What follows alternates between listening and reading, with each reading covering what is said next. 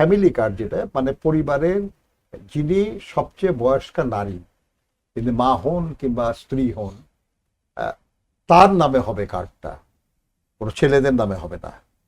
কারণ আসলে সংসারটা দেখাশোনা করতে মেয়েরা।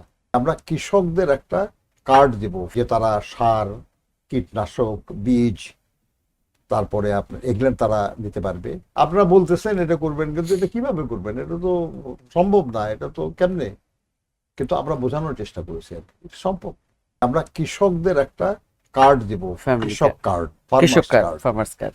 আমরা দিব। এবং এই কার্ডে কি কি সুযোগ সুবিধা থাকবে, যে তারা সার, কীটনাশক, বীজ, তারপরে আপনার এগুলো তারা নিতে পারবে।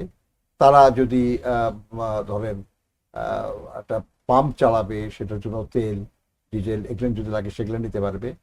এবং প্রয়োজনে তারা ঋণ দিতে পারবে।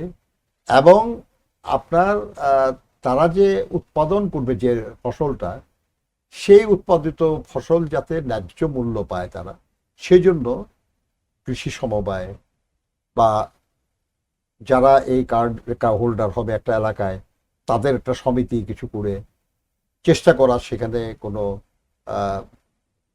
আপনার যৌথভাবে চেষ্টা করা যে তারা সেখান থেকে এমনভাবে যেন সেটা বিক্রি করতে পারে যাতে মধ্যস্বত্বভোগীরা তার লাভটা, তার যে মানে যে ফসলের দাম, সেটা যেন কেড়ে নিতে না পারে। এইভাবে উনি কতগুলি নিয়ে আসছেন। এরপরে আপনার একেবারে গ্রামের যারা সাধারণ মানুষ আর কি, দেখেন আমাদের দেশে উনি উনি একটা আর একটা কার্ডের কথা বলেছেন আর কি, যে পরিবারের ফ্যামিলি কার্ড।